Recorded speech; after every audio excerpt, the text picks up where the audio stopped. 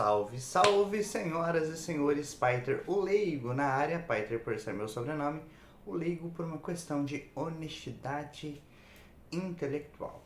Não tenho faculdade, nunca fiz nenhuma universidade em toda a minha vida. Então, até levem em consideração o que eu tenho a dizer nesse vídeo, mas com aquela boa e velha parcimônia, certo? Bom, eu tenho um livro aqui em minhas mãos que na verdade é um volume único de uma coletânea de 66 livros dentro de um só, certo? Não sei se vocês já ouviram falar das Crônicas de Nárnia ou de Harry Potter, coisas nesse sentido. As Crônicas de Nárnia, por exemplo, são 5, 6 livros, 7 livros, não lembro quantos, e que normalmente você encontra o volume único desses livros, né? Você encontra todos os livros dentro de um único livro, ou seja, tipo uma biblioteca num único livro. Tem uma quantidade considerável de páginas, obviamente, de folhas, obviamente, mas está tudo ali. Você não precisa comprar vários livros se você não quiser. Você compra um só e todos estão ali dentro, certo? É nessa pegada que esse livro que eu tenho em mãos aqui funciona. Esse livro é uma coleção de 66 livros, todos dentro de um único livro, certo? Ou seja, são 66 volumes num único livro, ou 66 livros num volume único, melhor dizendo, né? Ele tem essa grossura, certo? E ele tem inclusive marca-texto, marca-página, para não se perder na leitura, né? Porque ele é um livro de muitos volumes, então é importante ter. Apesar de que eu não uso muito esse tipo de marcação, né? Eu normalmente me lembro onde eu parei mais ou menos, vou folheando ali até achar onde eu tenha parado, certo? 66 livros é muita coisa, né? Num primeiro momento assusta um pouco. Mas alguns desses livros são bem curtos, na verdade. Tem o que? Meia página de tamanho, uma folha, menos de uma folha de tamanho.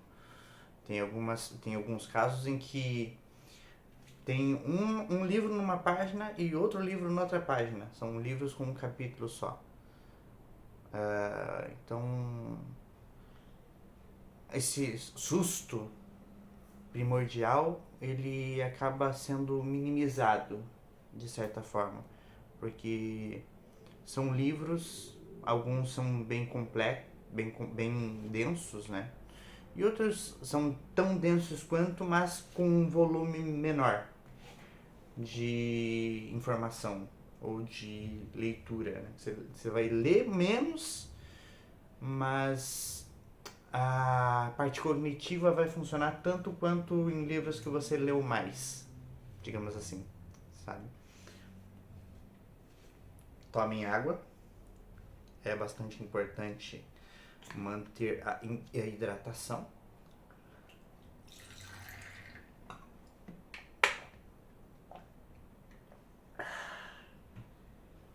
Certo?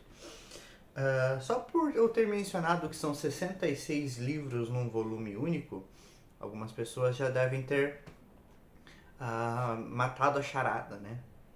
Devem ter identificado de que livro eu estou falando. Outras pessoas talvez ainda não, ainda estejam no mistério e outras pessoas estão no mistério só para manter o engajamento, né? Já sabe do que eu tô falando, mas nossa, vamos ver o que ele está falando. Alguma coisa nesse sentido, né?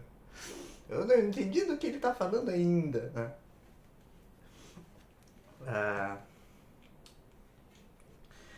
esse livro de 66 livros, ele é bem particionado, dependendo da versão que você pegue ele, certo? Ele normalmente não vai ter uma versão única que não seja particionada. Normalmente não, mas pode ser que aconteça. Pode ser que aconteça de você pegar um livro desses que tenha só 27 dos 66 ou 39 dos 66, né? Aí você entende mais ou menos a forma como ele está particionado. Ele tem 39 livros de uma história mais antiga e 27 livros de uma história um pouco mais recente, né? Essa é uma separação bastante clássica dentro dessa estrutura de 66 livros da qual eu estou falando, né? São 39 livros que contam histórias mais antigas e 27 livros que contam histórias mais recentes, digamos assim. Histórias mais recentes, mais ou menos, né? São datados ali de cerca de do século I depois de Cristo, as histórias mais recentes, né? Então você calcule as histórias mais antigas, o quão antigas são, né?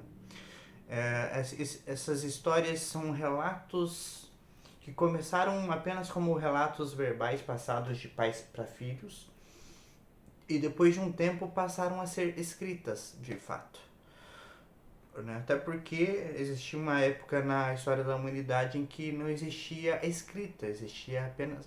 Na verdade, existia uma época na história da humanidade em que não existia sequer fala, né? Quanto menos escrita. E depois a fala começou a existir e então veio a escrita.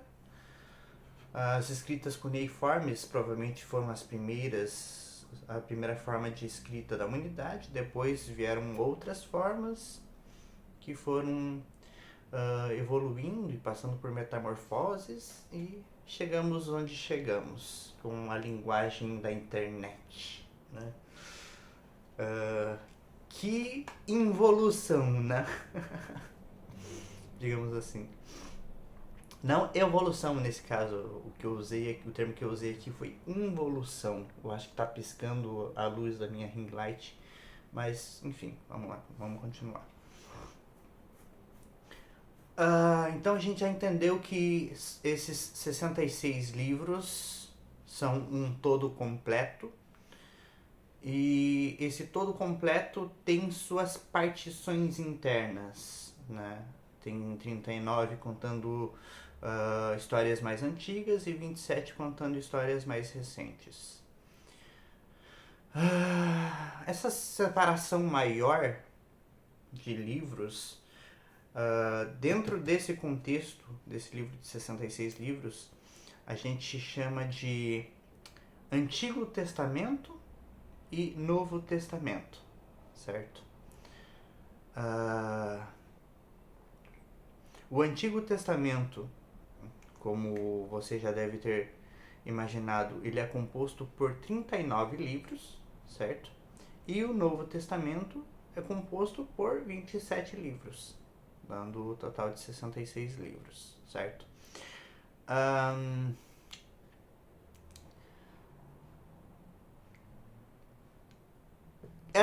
E dentro dessa divisão, dentro desse particionamento, existem partições ainda menores, certo? A depender da versão do livro que você pegue, essas partições não vão estar bem declaradas, mas elas existem dentro da forma de montagem do livro, certo? Pode ser que não esteja descrito ou escrito de forma direta, este livro é o terceiro livro da seção de livros históricos, vamos dizer assim. Dependendo da versão que você pegue, não vai estar escrito assim, mas você vai saber que eu estou falando de Ruth, por exemplo, a história de Ruth, né, que foi uma das mulheres com um grau de importância bastante elevada na história desse livro, né? Tem ali também a história de Esther, que também é muito importante. A história de Esther conta a história de uma mulher que ela sozinha, com a ajuda do tio, é mais ela sozinha do que com a ajuda do tio, de certa forma. Ou nesse caso não foi necessariamente ela sozinha, né? Mas foi ela quem teve a maior contribuição nessa história. Tanto é por isso que esse livro carrega o nome dela e não o nome do tio, né? E essa história conta a história da mulher que salvou um povo inteiro de deixar de existir. Porque aconteceria um massacre de um povo e esse povo seria completamente exterminado. E essa mulher interveio na história e esse povo foi salvo por intermédio das ações que essa mulher teve, por intermédio das ações que essa mulher tomou. Eu mencionei o tio dessa mulher, né, Esther, no caso, a mulher. Eu mencionei o tio de Esther, que entrou ali com alguns conselhos muito bons. E seguindo esses conselhos, Esther pôde salvar o seu povo, a sua nação. E por isso esse povo, essa nação, continuou existindo, né? Além de vários outros nomes que eu poderia citar aqui, né? Eu trouxe 2 nomes que me vieram na memória agora, né? Então, a gente tem esse livro de volume único, e dentro desse livro de volume único tem 66 livros que estão particionados, sendo que 39 contam uma história mais antiga e 27 contam uma história mais recente, sendo que as histórias mais recentes datam ali do 1º século depois de Cristo, né? Dentro dessa vou começar pela partição maior de 39 livros. Dentro dessa partição maior de 39 livros que a gente chama de Antigo Testamento ou de Velho Testamento, existem ainda subpartições, sendo que elas são Pentateuco, que são os 5 primeiros livros. Pentateuco, no caso, vem do grego pente, que pode ser traduzido como 5, como quinto, como algo nesse sentido relacionado a 5, né? E Thomos, o teuco, que vem do grego thomos, que é a mesma origem do termo átomos, que a gente usa hoje na química, na física, enfim. Thomos, nesse caso, seria volume, divisão, algo nesse sentido, assim.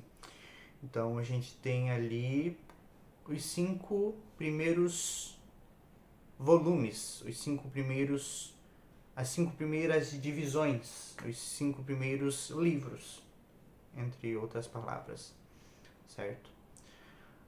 Depois dessa partição de 5 livros, que é chamada de Pentateuco, a gente tem uma próxima partição de livros, que é chamado de que é a partição de livros históricos, que são mais narrativas e histórias. Depois a gente passa para a partição são 12 livros nesse caso, né? Então são o Pentateuco, que são 5 livros, daí a partição dos livros históricos, que são 12 livros, aí a gente entra na partição dos livros mais poéticos e filosóficos, digamos assim, que são 5 livros também, Pentateuco, históricos, poéticos. Aí a gente entra na partição de livros proféticos, que são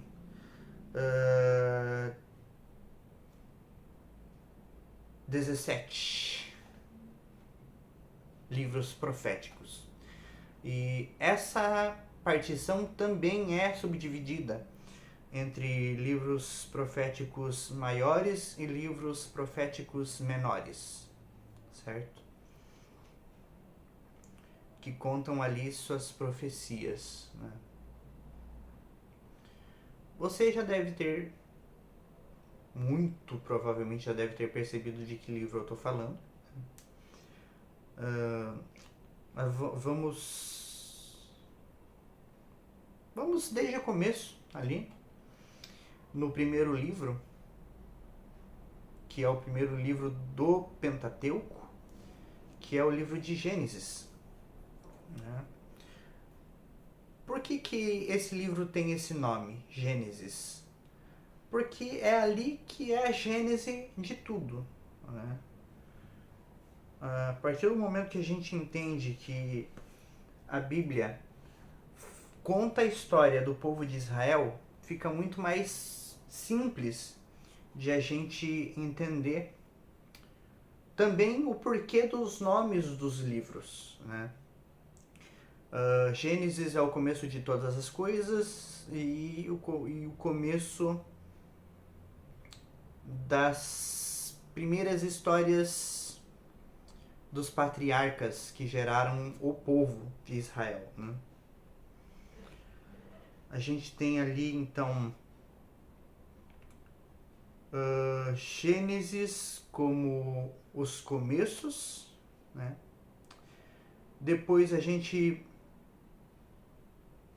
tem o livro do Êxodo, né? Então vamos entender isso a partir da perspectiva de um povo, certo? A gente tem o começo desse povo e em certo momento da história a gente percebe que a gente tem o começo desse povo, a gênese desse povo. Em determinado período, no momento da narrativa histórica, a gente percebe que esse povo foi levado cativo e passou a ser escravizado, né? E por causa disso, eles precisariam voltar para sua terra de origem. E é por isso que acontece o êxodo, que é uma grande quantidade de pessoas saindo de um lugar e indo em direção a outro lugar, certo? É por isso que esse livro tem o nome de Êxodo, certo? Então, voltando ali, a gente tem Gênesis, que conta a gênese desse povo, que conta o começo da história desse povo, e a gente percebe que esse povo foi levado cativo e ficou escravizado em uma terra distante. Então esse povo saiu dessa terra distante e começou sua jornada em direção à sua terra de origem, certo? Então a gente tem Gênesis e Êxodo, certo? Depois que esse povo saiu da terra de sua escravidão, eles passaram a peregrinar até a entrada das terras que eram suas, né? Ou seja, esse povo saiu de um lugar e começou a caminhada até chegar aos limiares ou aos limites da terra que era possessão sua, certo? E ali no sopé de um morro, a gente tem a aparição de um Deus que a gente entende como o Deus Supremo dessa história, né? E esse Deus Supremo começa a dar leis para esse povo, certo? Esse povo foi criado, esse povo foi escravizado, esse povo foi levado para uma outra terra e esse povo saiu dessa terra para a terra de sua origem. Só que esse povo tinha as leis sob as quais eles estavam, sob a égide do povo que estava escravizando eles, né? Então eles tinham apenas a lei que lhes competia enquanto escravos. Só que agora eles passariam a ser um povo livre da escravatura, né, da escravidão. Então eles precisavam de leis. E é por isso que essas leis foram dadas para eles. E esse Deus que aparece nessa história separa desse povo uma tribo. E essa tribo é a tribo de Levi. E é por isso que o nome do terceiro livro é Levítico. Ou seja, é relacionado aos levitas. É um livro levítico, certo? E é por isso que ele carrega esse nome. Então a gente tem a criação do povo, a gênese do povo. A gente tem o êxodo desse povo. E a gente tem a escolha de uma tribo como uma espécie de intermediação entre esse povo e o Deus desse povo, certo? E essa tribo é a tribo Levítico, é a tribo Levi, a tribo de Levi. Quando a gente entrar na história de fato, vocês vão entender o que é um Levi, ou quem foi Levi, certo? Falando aqui sobre Levi, eu me lembrei de uma história que um professor meu contou quando eu estava no primeiro ano de ensino médio, se não me engano. E ele, não sei se foi o professor ou foi a professora. Enfim, ele contou a história de um marinheiro que era dono ou era amigo de um dono de um estábulo que cuidava de ovelhas. E esse marinheiro percebeu a utilidade da lã das ovelhas para uso do ser humano, e ele passou a fazer calças e camisas e roupas e um tipo de uniforme para os marinheiros que o acompanhavam, certo? Então ele produziu essas roupas e o nome desse marinheiro era Levi, ou Levi Strauss. E é daí que vem o nome da marca Levi's. Levi Strauss, se eu não me engano, o nome do marinheiro. Falando sobre Levi, os levitas e a ordem levítica, eu me lembrei da história que esse professor contou sobre Levi Strauss. Então a gente tem a gênese do povo, o êxodo do povo e a escolha de uma das tribos desse povo, que dá nome ao terceiro livro, que é o livro Levítico, certo? Muita coisa aconteceu nesse período de histórias e muitos acontecimentos.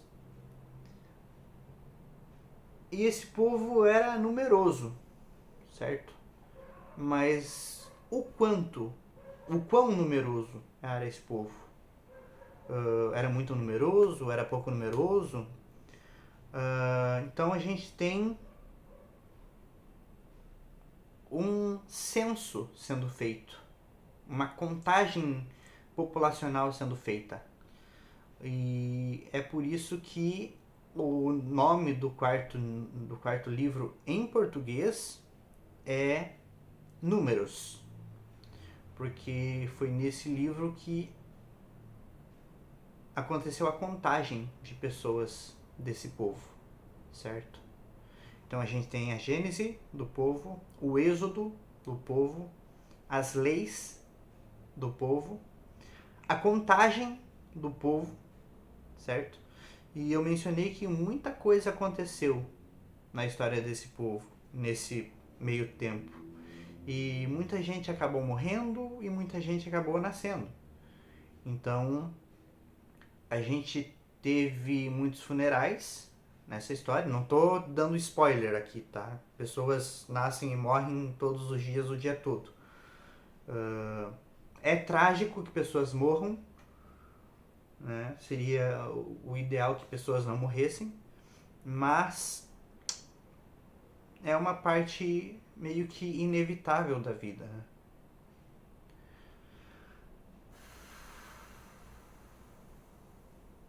Não deveria ser, mas é. Enfim.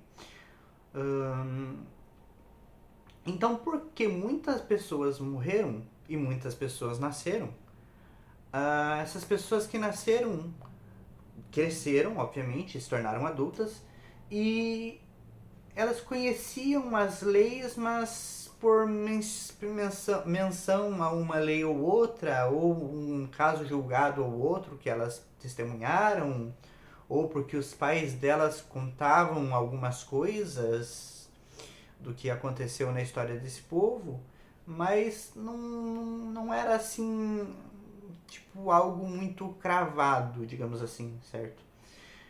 Então a gente tem esse líder que se levantou dentre a tribo de Levi, que foi o próprio Deus que chamou, né? E esse líder conta novamente a história desse povo para os que nasceram depois e repete as leis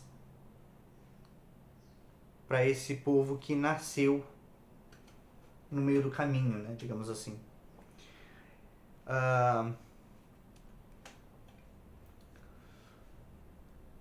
As leis são compostas de palavras e o termo usado em hebraico é davar, se eu não me engano. Eu não sei nem hebraico nem grego, tá, gente? Então, de volta, não tenho conhecimento acadêmico em nenhuma das áreas dos conhecimentos da humanidade, não tenho faculdade, enfim. Então, de volta, levem em consideração o que eu disser aqui, mas façam suas próprias pesquisas, certo? Se eu não me engano, o termo usado no hebraico é davar, para palavra, e o nome desse livro, até em hebraico mesmo, é Devarim, que seria o plural de palavra, ou palavras nesse caso. Então, o título desse livro em hebraico é Devarim, se eu não me engano. E foi trazido do hebraico para o português, e esse quinto livro é chamado de Deuteronômio, certo? Justamente por causa da origem hebraica do nome. Devarim se transformou em Deuteronômio, digamos assim, né? Então a gente tem a Gênese do povo, o Êxodo do povo, as leis desse povo. É só lembrar de lei que se você, por inferência, lembra de Levítico, né? Então você tem a Gênese, o Êxodo, as leis, o Levítico, a numeração desse povo, números, e a repetição das leis, Deuteronômio, certo? Esse é o Pentateuco, certo? Esses são os 5 primeiros livros da Bíblia. Depois disso, a gente tem a parte histórica. É óbvio que tem muita história dentro desses primeiros 5 livros, certo? Mas elas são histórias mais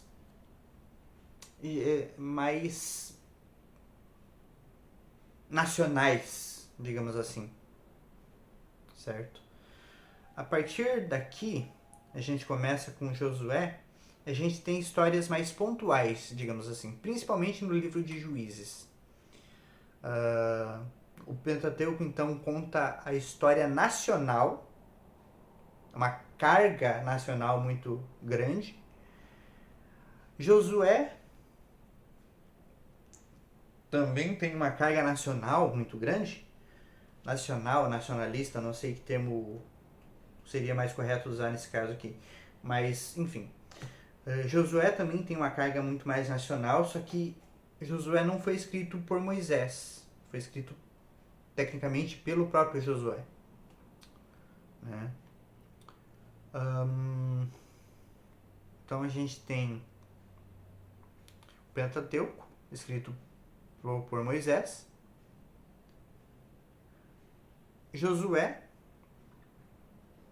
e já acaba ali, no livro de Deuteronômio já acaba ali o Pentateuco, né? Então a partir de Josué a gente conta 12 livros. Então a gente tem Josué, Juízes, Ruth, 1 Samuel, 2 Samuel, 1 Reis, 2 Reis, 1 Crônicas, 2 Crônicas, Esdras, Neemias e Esther, certo? 3, 6, 9, 12. Que é a divisão de livros históricos. Josué foi o sucessor direto de Moisés, o maior líder desse povo nesse começo, né? Então a gente tem ali a história de Josué. Josué morreu sem deixar um líder substituto. Moisés morreu e deixou Josué. Josué morreu e não deixou um líder substituto, certo? Então começou um período em Israel em que Israel ou não era governado por ninguém e cada um fazia o que melhor parecia aos seus olhos. Esse é uma frase que é bastante recorrente no livro de Josué, de Juízes, né? Cada um fazia o que melhor lhe parecia aos seus próprios olhos. Isso vai variar de acordo com a tradução que você tem em mãos, a versão que você tem em mãos, né? Mas basicamente o texto é esse. Cada um fazia o que achava que era melhor, cada um fazia o que considerava melhor diante de seus próprios olhos.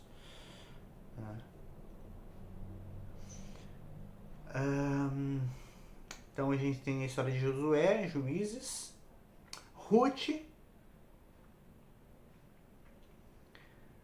Aí a gente tem a história de Samuel. E essa história foi...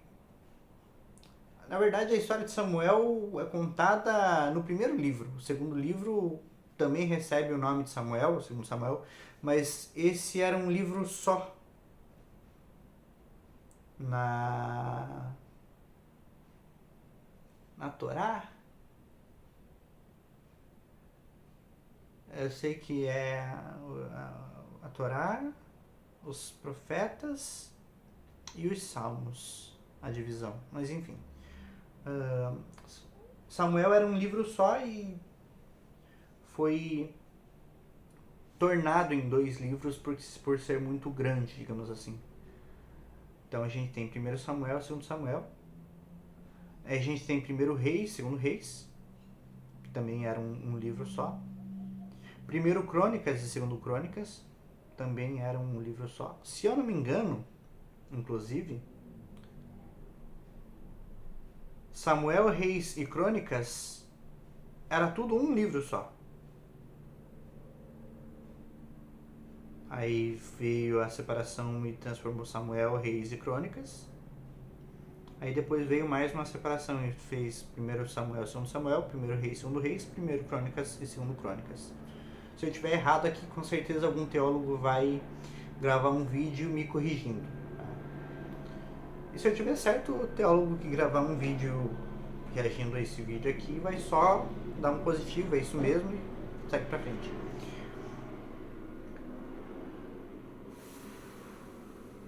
Tá calor, viu? Meu Senhor Jesus.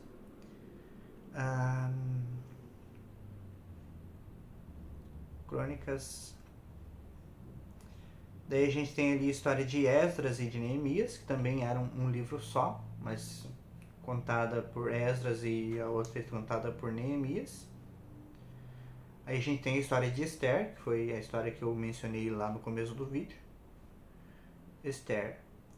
Aí a gente acaba a divisão de livros históricos. A gente começa a sessão de livros poéticos sapienciais, digamos assim. O primeiro livro dessa série é, de fato, um livro poético sapiencial, porque ele talvez até funcione como poesia no hebraico, mas no português ele não é tão poético assim. Ele é mais intrincado, sabe? Que é o livro de Jó. Uma história bastante conhecida até por quem não é cristão, de fato, né? Até ateus já ouviram falar na história de Jó. Não vou generalizar que todo ateu conhece Jó, mas talvez já deve ter ouvido falar nesse nome, né? Esse nome não me é estranho, digamos assim. Paciência de Jó, tenha santa paciência como a paciência de Jó. Talvez alguém já tenha ouvido esse ditado popular, né? A paciência de Jó, já tenha ouvido falar na paciência de Jó, enfim. Ele traz reflexões profundas sobre a existência humana e sobre perguntas que muita gente acha que vai acabar com o cristianismo, né? Eu vou fazer essa pergunta aqui porque essa pergunta aqui cristão nenhum tem resposta. Já é muito antigo. Jó já se fazia esse tipo de pergunta. Por que existe o mal no mundo se Deus é todo bom? Por que pessoas morrem de doenças e coisa errada assim? Gente, isso já é pergunta velha, cara. Vocês têm que criar perguntas novas para tentar prender o cristão no argumento. Contra a parede, digamos assim, né? Tudo isso já está escrito lá em Jó, certo?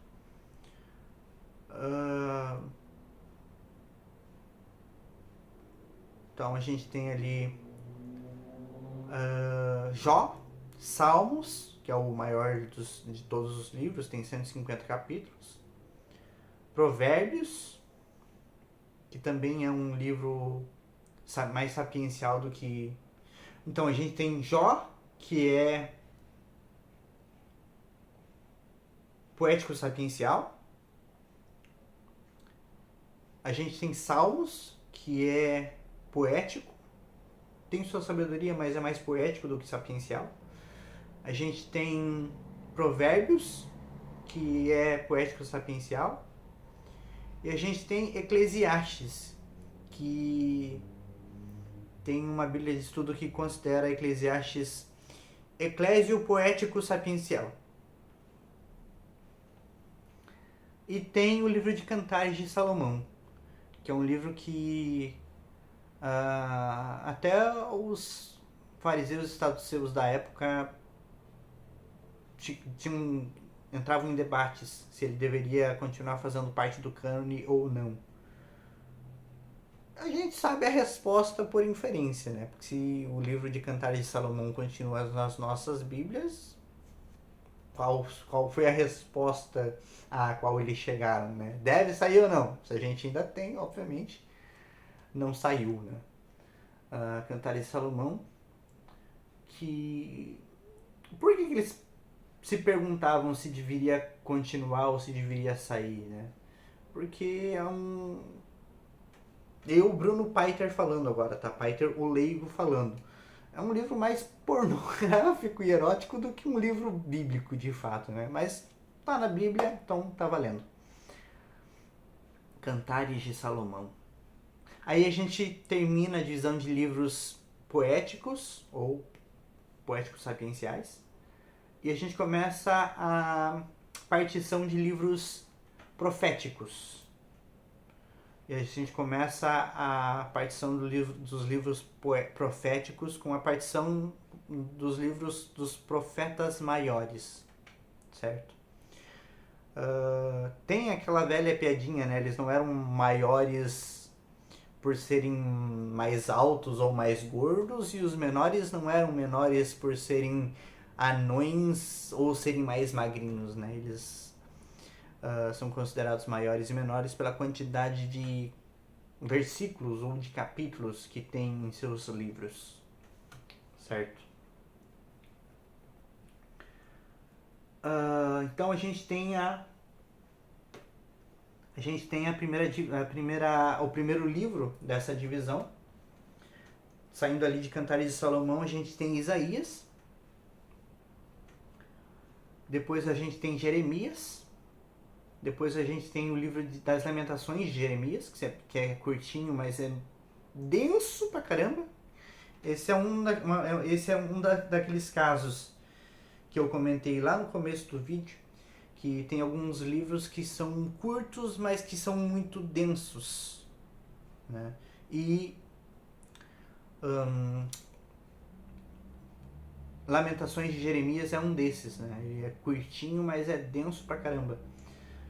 E esse é um daqueles casos também que ele era um só com o livro de Jeremias, e houve esse particionamento, né? Ele passou a ser um livro à parte, digamos assim.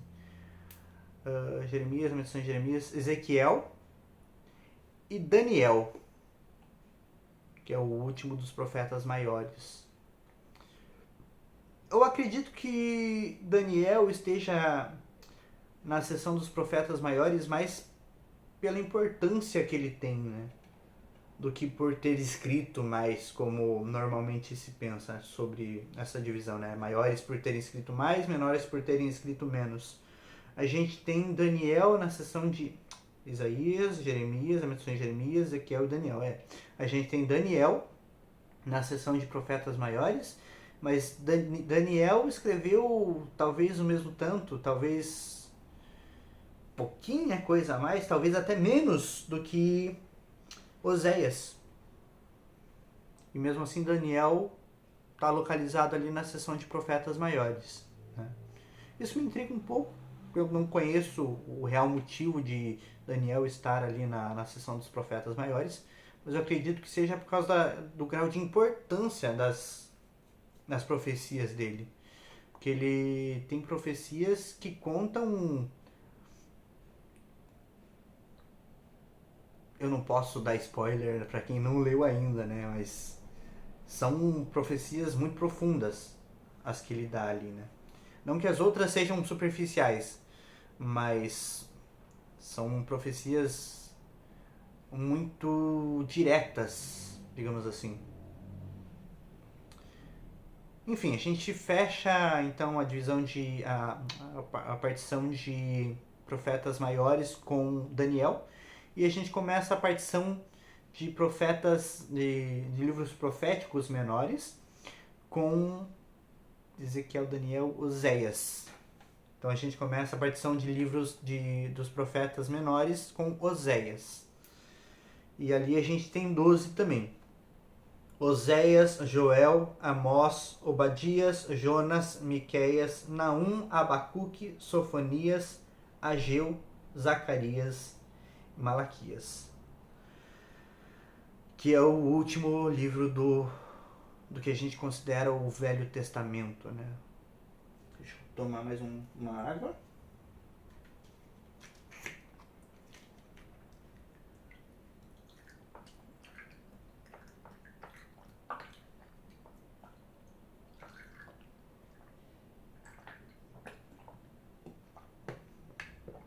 Eu tô suando igual um camelo, então eu tenho que me hidratar igual um camelo, né?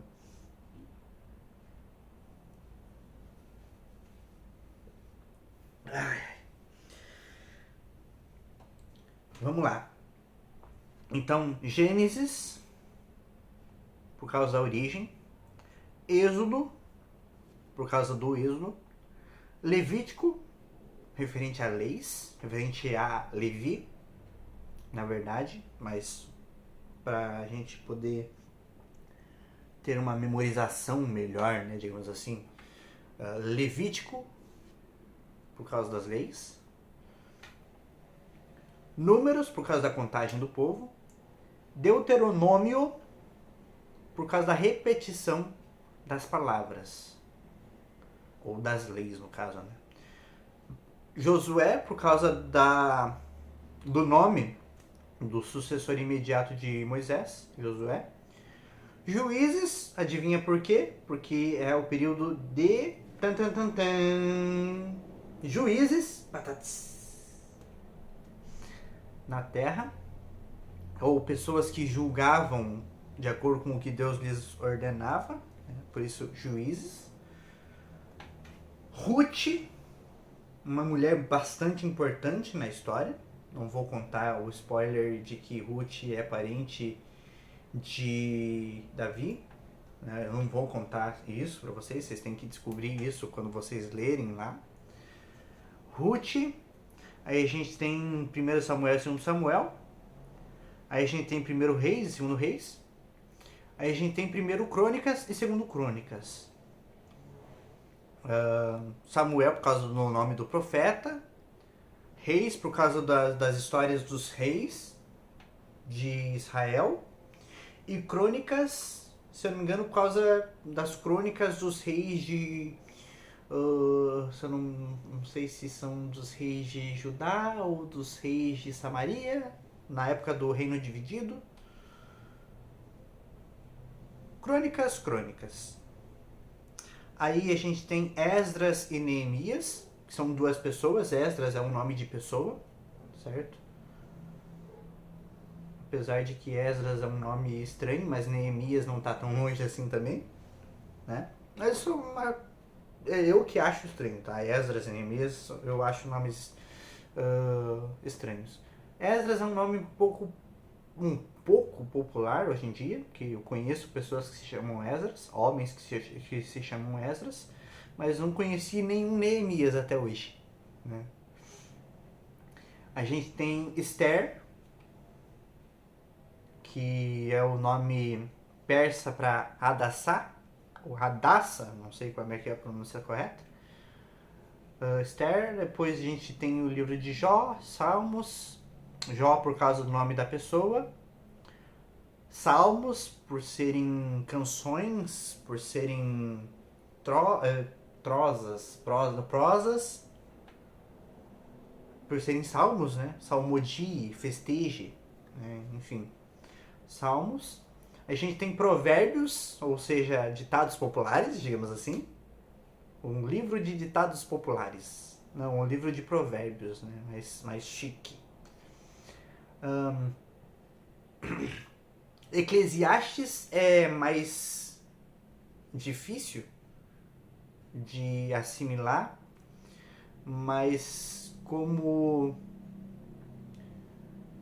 o livro começa com, se eu não me engano, palavras do filho do pregador, alguma coisa assim, Então, pregador, se a gente logo arremete à igreja vem de eclésia, e a gente entende que não sei se é daí que surge o nome Eclesiastes, certo? Então, Jó, Salmos, Provérbios, Eclesiastes, aí a gente tem Cantares de Salomão. Por serem realmente cânticos que Salomão escreveu. Não lembro em qual dos livros que diz que Salomão escreveu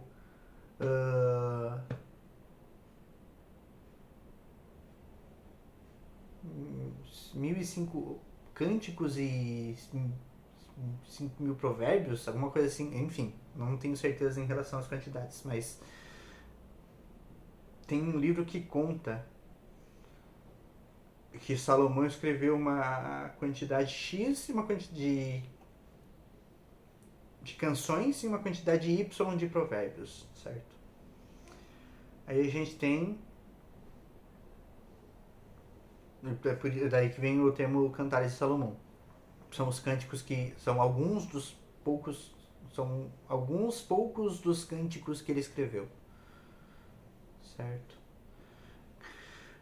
Cantares de Salomão. Isaías é o nome do profeta, Jeremias é o nome do profeta, e Lamentações de Jeremias, o nome do livro se dá por conta de esse livro ter as lamentações que o profeta Jeremias escreveu, certo? Lamentações de Jeremias.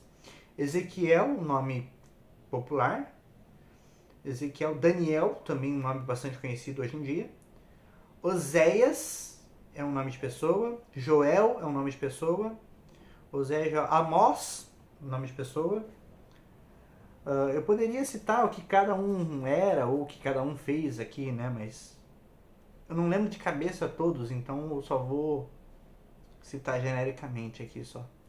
Oséias, Joel, Amós, Obadias, Jonas, Miqueias, Naum, Abacuque, Sofonias, Ageu, Zacarias e Malaquias. Todos esses são nomes próprios, são os nomes dos profetas que escreveram as respectivas profecias, certo?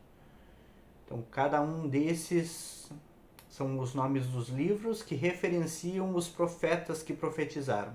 Oséias, Joel, Amós, Obadias, Jonas, Miqueias, Abacuque, Sofonias, Ageu, Zacarias e Malaquias, certo? Essas são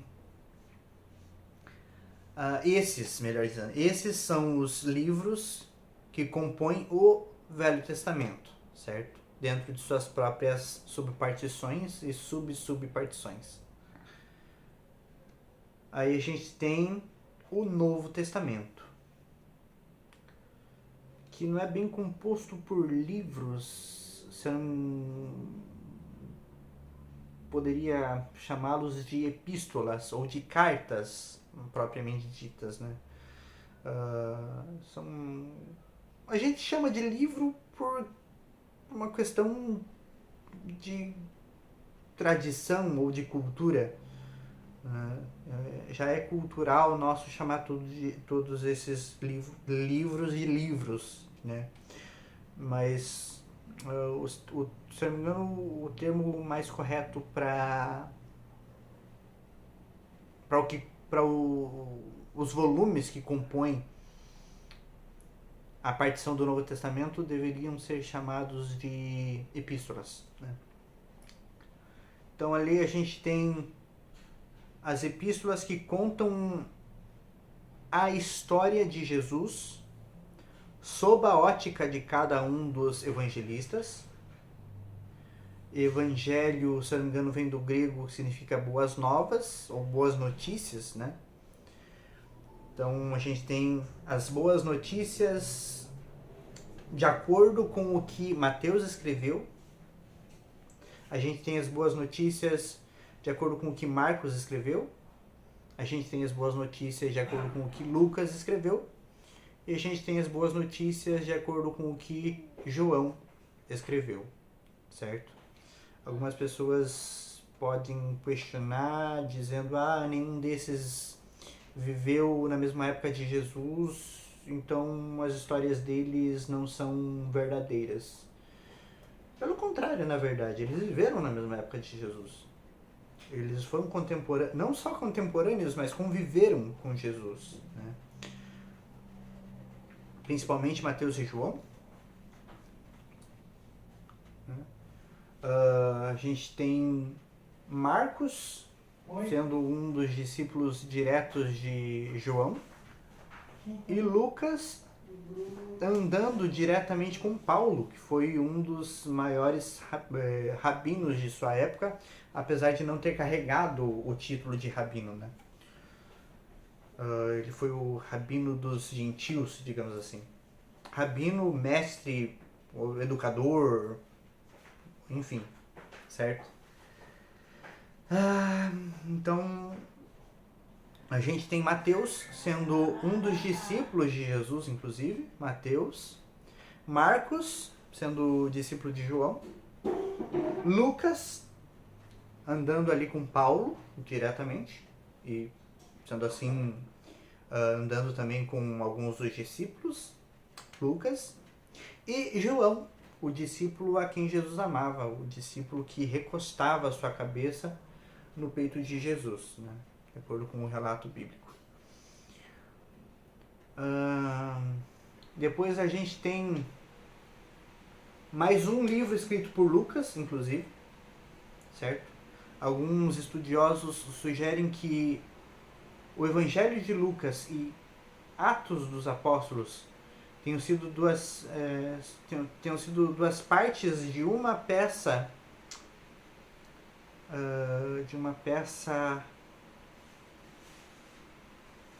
como é que é o nome? Peça teatral, peça editorial, peça dinâmica, peça intuitiva, peça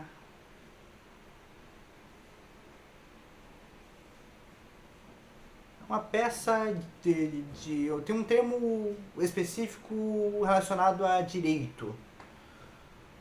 Uma peça jurídica, isso. Obrigado, Espírito Santo. Alguns estudiosos sugerem que Lucas tenha escrito o Evangelho de Lucas e Atos dos Apóstolos como duas partes de uma peça jurídica para tentar enviar para o imperador romano da época para tentar inocentar Paulo e salvar Paulo da morte, né? Mas Paulo acabou falecendo de morte matada, digamos assim, né? Ele não faleceu de causas naturais.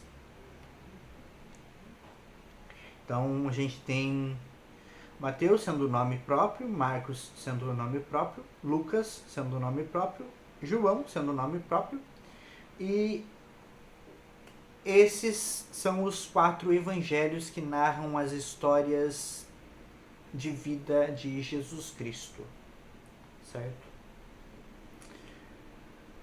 Depois de João a gente tem o livro intitulado Ações dos Discípulos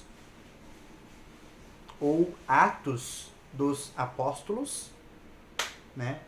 Atos vem do mesmo termo de ações. Ações, você cometeu uma ação, você cometeu um ato, você fez um ato, né? Você atuou em tal lugar de tal forma, né? Você fez um ato, é daí que surge o termo atos, porque são as ações dos apóstolos, que é o mesmo termo para discípulos. Atos dos apóstolos, ações dos discípulos, certo? Mateus, Marcos, Lucas, João, Atos. Aí a gente tem as cartas que Paulo escreveu. A gente tem a carta de Paulo aos romanos, aos cidadãos de Roma. A gente tem 2 cartas de Paulo aos coríntios, ou aos cidadãos de Corinto, que assim como Roma, Roma não se tratava do Império Romano como um todo, se tratava da cidade de Roma, certo? Então, Paulo escreveu a carta aos cidadãos da cidade de Roma, aos romanos, aos cidadãos da cidade de Corinto, aos coríntios, foram duas, as que a gente tem registrado até hoje são duas, aos cidadãos da região da Galácia, ou aos Gálatas, aos cidadãos da cidade de Éfeso, ou aos Efésios, aos cidadãos da cidade de Filipos, ou aos Filipenses, aos cidadãos da cidade de Colossos, ou aos Colossenses, duas cartas aos cidadãos da cidade de Tessalônica, ou aos Tessalonicenses. Aí Paulo escreveu algumas cartas de cunho pessoal também, duas cartas para Timóteo, 1 Timóteo, 2 Timóteo, uma carta a Tito, que era um discípulo que ele tinha, e esse discípulo era cretense, ou seja, cidadão da cidade de Creta, se eu não me engano. Tito, uma carta a Onésimo, se referindo a Filemon, e é daí que vem o nome dessa carta, Filemon. E essas são as cartas, sem dúvida, paulinas. Aí a gente tem aos Hebreus, que a gente não tem certeza da autoria, mas muitos estudiosos hoje em dia estão chegando ao consenso de que foi Paulo quem tem escrito, embora muitos acadêmicos discordem dessa hipótese de autoria, de que Paulo foi o escritor aos Hebreus. Essas são as paulinas, e a gente tem as estruturais, as atuais, as gerais, epístolas gerais, que é os Hebreus, Tiago, o irmão de sangue de Jesus, Hebreus, Tiago, as duas cartas de Pedro, 1 Pedro e 2 Pedro, as três cartas de João, 1ª, 2ª e 3ª João, a carta de Judas, um dos irmãos de sangue de Jesus, não Judas Iscariotes, aquele que traiu Jesus, não, ele não escreveu. Esse Judas foi o Judas, irmão de sangue de Jesus. E o livro que uma bíblia de estudo que eu li chama de Profético Eclésio Escatológico, que é Apocalipse, que vem do grego apokalupsis, que traduzido significa revelação, certo? Muita gente acha que Apocalipse é destruição, é catastrofismo,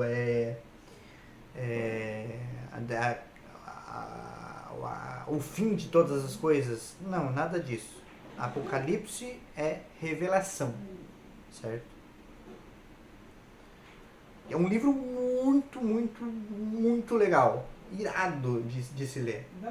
Muito, muito legal. E essa é a Bíblia como um todo, certo?